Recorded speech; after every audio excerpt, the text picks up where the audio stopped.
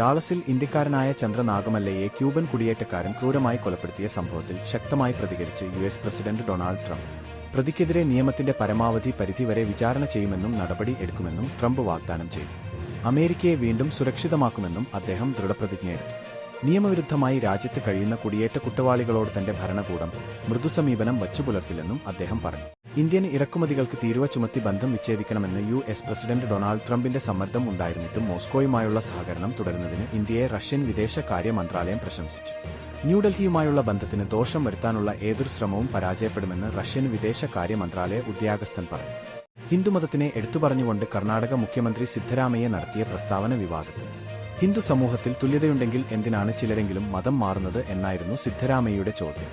അയിത്തം ഉൾപ്പെടെയുള്ള വിഷയങ്ങൾ ചൂണ്ടിക്കാട്ടിയായിരുന്നു അദ്ദേഹം പരാമർശം. യൂത്ത് ലീഗ് നടത്തിയ ധോത്തി ചാലഞ്ചിലൂടെ കോടികളുടെ തിരിമറി നടന്നുവെന്ന് കെടി ജലീൽ എംഎൽഎയുടെ ആരോപണം.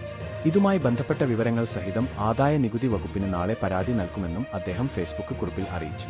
600 രൂപയുടെ ഗിഫ്റ്റിന് പകരമായി യൂത്ത് ലീഗ് 720 രൂപയുടെ ധോത്തിയാണ് ജനങ്ങൾക്ക് കൊടുത്തത്. മലയാളം സിനിമയ്ക്ക് അഭിമാനമായി ലോക കേരളത്തിന് അകത്തും പുറത്തുമുള്ള തിയേറ്ററുകളിൽ നിറഞ്ഞ സദസ്സിൽ ഓടുകയാണ്. ഡൊമിനിക് അരുണ് സംവിധാനം ചെയ്ത ചിത്രം ഇതിനോടകം തന്നെ മലയാളത്തിലെ ഒട്ടുമിക്ക കളക്ഷൻ റെക്കോർഡുകളും ഭേദിച്ചു കഴിഞ്ഞു. എന്നാൽ ഇതിന് ഇടയിലാണ് ചിത്രത്തിനെതിരെ രൂക്ഷ വിമർശനവുമായി വിദ്യാഭ്യാസ വിദഗ്ധനും കേരള യൂണിവേഴ്സിറ്റി മുൻ സിയുമായ ഡോ. ഇക്ബാൽ രംഗത്ത് വന്നിരിക്കുന്നത്. വീട് നിർമ്മിച്ചു കിട്ടുന്നതിനുള്ള അപേക്ഷകന്റെ നിവേദനം വാങ്ങാൻ പോലും തയ്യാറാകാതെ മടക്കിയ കേന്ദ്രമന്ത്രി സുരേഷ് ഗോപിയുടെ നടപടി വിവാദമായിരുന്നു. ഇതിന്റെ വീഡിയോ സോഷ്യൽ മീഡിയയിൽ വൈറലായതോടെ നിരവധി പേരാണ് വിമർശനവുമായി രംഗത്തുവന്നത്. കൊച്ചുവേലായുധൻ എന്ന വ്യക്തിയുടെ നിവേദനമാണ് സുരേഷ് ഗോപി മടക്കിയിരുന്നത്.